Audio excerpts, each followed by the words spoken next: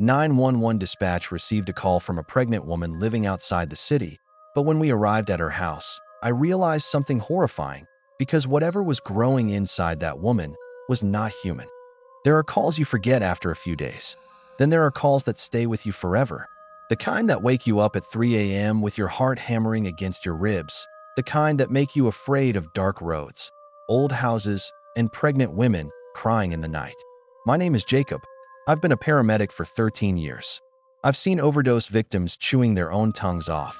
I've seen children burned alive in car wrecks. I've seen bodies so broken they didn't even look human anymore.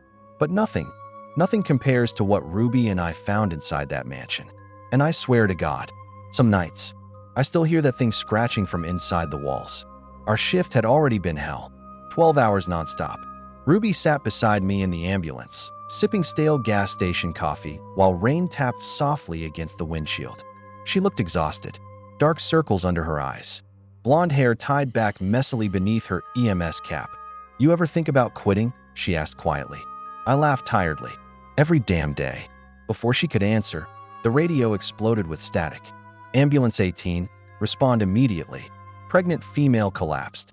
Possible medical emergency." Ruby instantly put her coffee down. I grabbed the radio. "Ambulance 18 responding. What's the address?" The dispatcher hesitated. "That's the strange part. The location is outside city limits." Caller gave incomplete information. Great. Rural calls were always bad. No nearby hospitals. No backup. No witnesses. Just darkness. We pulled onto the highway with sirens screaming through the night. The farther we drove, the emptier the roads became. Streetlights disappeared. Cell service dropped. Even the GPS started glitching. "Jacob," Ruby muttered while staring out the window. "Why does it feel like we're driving into a horror movie?" I forced a grin. "Because you watch too many horror movies." But honestly, I felt it too.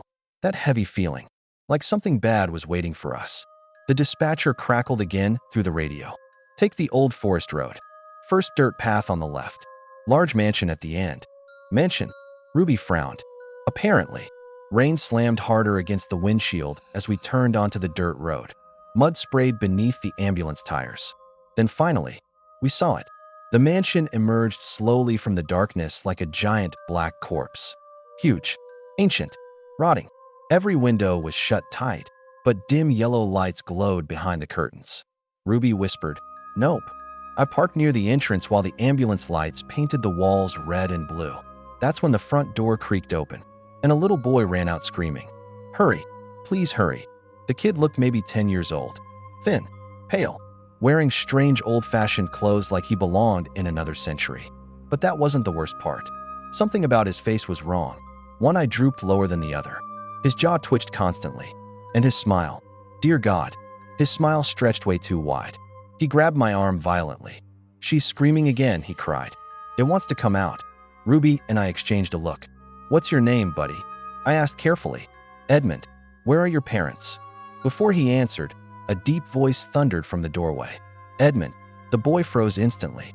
An old bald man stood inside the entrance wearing a black, priest-like robe. His gray eyes locked directly onto me. Not Ruby. Me. "Forgive the child," he said calmly. "Please, come inside." Something in my stomach twisted hard. Every instinct screamed at me to leave. But we were paramedics. If someone upstairs needed help, we couldn't walk away. So Ruby grabbed the medical bag, and together, we stepped inside the mansion. The moment the giant wooden doors closed behind us, I realized something terrifying. The mansion was completely silent. Too silent. No television. No music. No footsteps. Nothing. Just the sound of our breathing echoing through endless empty hallways. And somewhere far upstairs, a woman crying in pain. The deeper we walked into that mansion, the colder it became. Not normal cold. Not winter cold. This felt dead. Like the entire building had been abandoned for years, yet somehow still alive at the same time. Ruby stayed so close behind me I could hear her shaky breathing. The old priest moved slowly through the enormous hallway, his black robe dragging softly across the dusty floor. "Sir," Ruby finally snapped, unable to hide her frustration anymore. "Where exactly is the patient?" The priest stopped. Very slowly. He turned around. The yellow light hanging above him illuminated his face just enough for me to notice something horrifying. His teeth. They were rotting. Not dirty. Rotting. Like pieces of flesh were stuck between them. Upstairs, he whispered with a smile. A painful scream echoed from somewhere above us. Ruby jumped. That scream didn't sound natural. It sounded wet, like someone choking while crying. The priest pointed toward a giant staircase. Reginald will escort you. At the top of the stairs stood a tall young man in a black tuxedo. He looked elegant. Too elegant. Like an actor pretending to be human. His black hair was perfectly combed. Thin mustache. Pale skin. But his eyes looked empty. Like there was nothing behind them. He smiled politely. "My wife isn't feeling well," he said softly. "Thank you for coming." Something about the way he said wife made my skin crawl. Ruby leaned close to me. "Jacob, this place is wrong." "I know." But we kept walking. Because that's what paramedics do. We walk into nightmares while everyone else runs away. The upstairs hallway stretched endlessly into darkness. Every door we passed was shut tightly. Then suddenly, creak. One of the doors slowly opened by itself. Ruby gasped. A little blonde girl stood there staring at us. She wore an old white dress stained around the collar. Half her face looked normal. The other half, dear God, the other half looked unfinished. Her mouth twisted upward unnaturally, exposing pink gums and crooked teeth. Behind her, several children sat silently inside the room, watching us from the darkness. None of them looked normal. One had an oversized head. One appeared blind. Another rocked back and forth muttering to himself. "I thought it was time already," the little girl whispered. Reginald instantly stepped between us and the doorway. "Back to bed, Vivian." His voice changed completely. Cold, sharp, dangerous. The girl immediately lowered her head and disappeared back into the room. Reginald shut the door hard. Ruby grabbed my arm. "We need to leave." "We can't yet." "Yes, we can," she hissed. "You saw those kids." I lowered my voice. "We still haven't seen the pregnant woman." Ruby stared at me like I'd lost my mind. Then Reginald called from farther down the hallway. "Hurry, she's getting worse." We followed him again. The mansion seemed to grow larger the deeper we went. Hallways twisted strangely. Rooms appeared where there shouldn't have been rooms. At one point, I could have sworn we passed the same paintingless wall 3 separate times. Then we finally reached the end of the corridor. A giant man stood guard outside a wooden door. At first I thought he was mentally disabled. His mouth hung open. Drool dripped down his chin. He picked his nose slowly while staring blankly at the wall. But then he looked at me, and I realized something terrifying. One of his eyes was completely white, blind. The other eye was bright yellow, like an animal's. Before entering, Reginald said calmly, "Please wear masks and gloves." Ruby whispered under her breath, "This has to be some cult."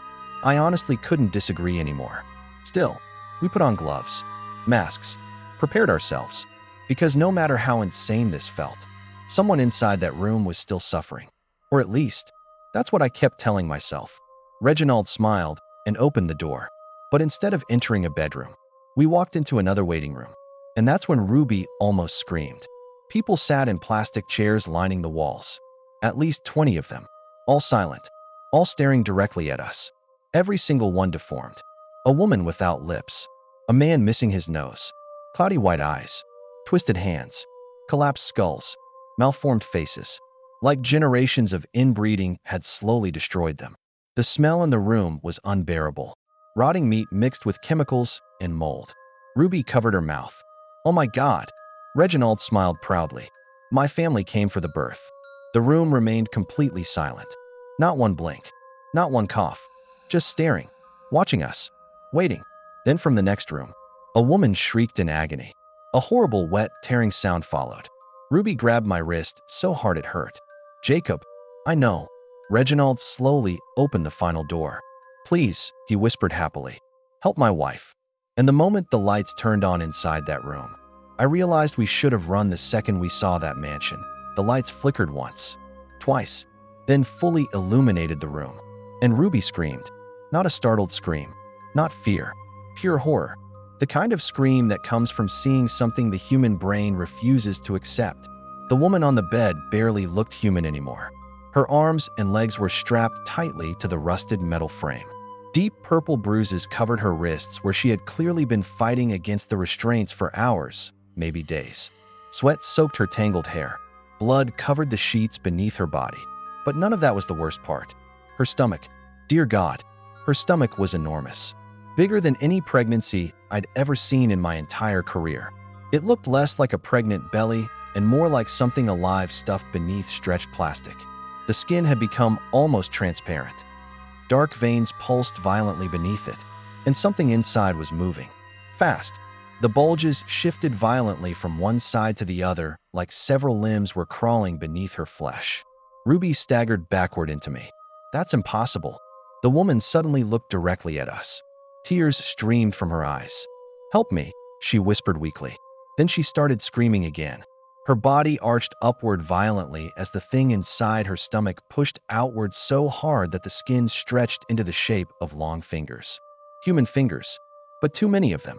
I counted 6 before the shape vanished back inside her body. Oh God, Ruby whispered. Reginald stepped beside the bed calmly, almost lovingly. She's been in labor for 16 hours. You need a hospital now, I snapped. This woman is dying. No hospitals, Reginald answered instantly. The huge brute standing by the door suddenly stepped closer, blocking the exit. My chest tightened. Ruby noticed it too. Jacob. Then the woman grabbed my wrist with terrifying strength. Her fingernails dug into my glove. Please, she cried. Don't let it take my baby. Before I could answer, something shifted violently inside her stomach. The skin stretched so tightly near her ribs that a tiny split suddenly opened. Dark black fluid leaked out slowly. The smell hit us immediately. Rotting flesh. Ruby gagged hard behind me. What the fuck is happening? She shouted. Reginald's calm expression finally cracked. Excitement spread across his face. It's time. The family members outside the room suddenly began muttering together. Low whispers, like prayers, or chanting. The woman started thrashing violently. The bed shook beneath her body. Hold her down. Reginald screamed. No, I barked. We are not doing this. Then the thing inside her moved again. This time, we saw its face. For one horrifying second, something pressed directly against the thin membrane of her stomach from the inside. A tiny face, gray skin, no eyelids, and a mouth stretched unnaturally wide. Ruby completely broke. She stumbled backward toward the door. That's not a baby. That's not a baby. The deformed family outside immediately surged forward. Hands reached through the doorway trying to grab us. Everything exploded into chaos. I grabbed Ruby and shoved her behind me while slamming the metal medical tray into the nearest attacker's face. Teeth shattered across the floor. The brute lunged toward me. I barely ducked in time as his massive fist smashed into the wall hard enough to crack wood. Run! I screamed. Ruby twisted the door lock open.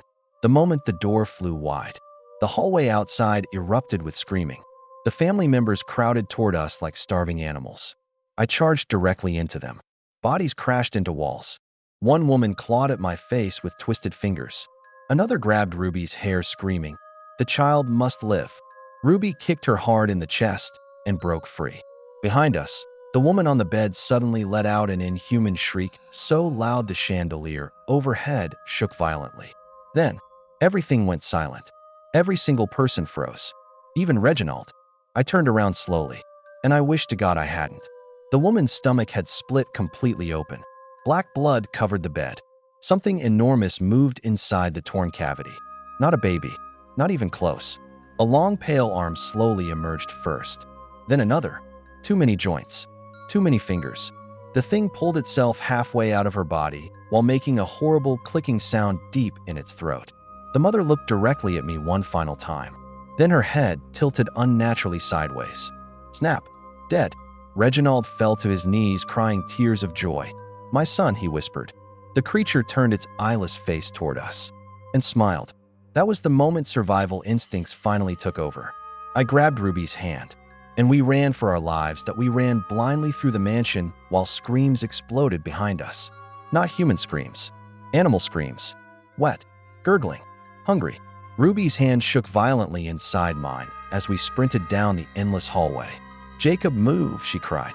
Behind us came the sound of claws scraping against wood. Fast. Way too fast. Whatever had crawled out of that woman. It was following us. I glanced back once. Big mistake.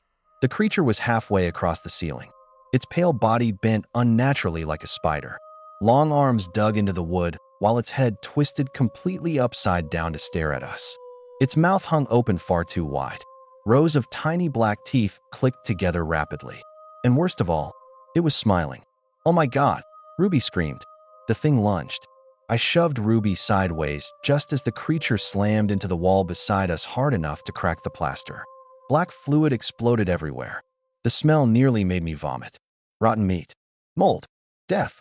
We stumbled toward the staircase while the deformed family chased us from behind, screaming prayers and crying with happiness. The bloodline continues. The child has returned. Don't let them escape. The entire mansion felt alive now. Doors slammed open by themselves. Lights flickered violently. Somewhere upstairs, children were laughing. We reached the staircase and practically threw ourselves downward. Halfway down, the old priest stepped directly into our path. But he wasn't smiling anymore. He looked terrified. "The child is awake," he whispered. Then suddenly, the creature dropped from the ceiling behind him. The priest didn't even have time to scream. One long arm pierced straight through his chest. Blood sprayed across the walls. The creature lifted him into the air effortlessly while his body twitched like a broken puppet. Then it bit into his face. Ruby shrieked. I grabbed her arm and dragged her toward the front entrance while the sounds behind us became wet chewing noises. The giant black doors were only a few feet away. But suddenly, Edmund, the little boy, he stood directly in front of the exit. His wide, crooked smile stretched across his face. "You can't leave," he whispered happily. "It'll follow you home." "Move," I warned. The boy lunged at Ruby. I slammed my shoulder into him, sending his tiny body crashing into a table. The doors burst open. Cold night air hit our faces. We ran through the mud toward the ambulance while thunder exploded overhead. Behind us, silhouettes began appearing in the mansion windows. Dozens of them, watching, smiling, and standing in the center window on the second floor was the creature. Its long body curled unnaturally around the window frame while black blood dripped from its mouth. But it wasn't looking at me. It was staring directly at Ruby, like it recognized her, like it wanted her. "Go, go, go," Ruby screamed. We jumped into the ambulance. Doors slammed, locked. My hands shook so badly I could barely start the engine. Then, something landed on the roof. The entire ambulance shook violently. Ruby slowly looked upward. "Oh God!" Long scratching noises dragged across the metal ceiling. The creature was crawling above us. I slammed the gas pedal. The ambulance shot backward through the mud while something huge moved across the roof. Then suddenly, the windshield cracked. A pale hand slammed against the glass from outside. 6 fingers. Black claws. The creature's upside-down face slowly slid into view across the windshield. Its mouth opened wider and wider until its jaw split completely down the middle. Ruby started sobbing. I swerved violently. The creature lost balance and disappeared off the side of the ambulance into the darkness. I didn't stop driving.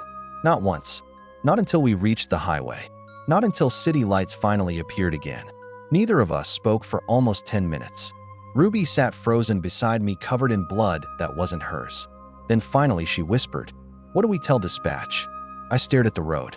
"We tell them it was a false call." Ruby nodded silently. But before we reached the hospital, the radio crackled by itself. Static filled the cab. Then a child's voice whispered through it. "Ruby." Both of us froze. Then the voice giggled softly. "We're still hungry." The radio died instantly. Ruby started crying again.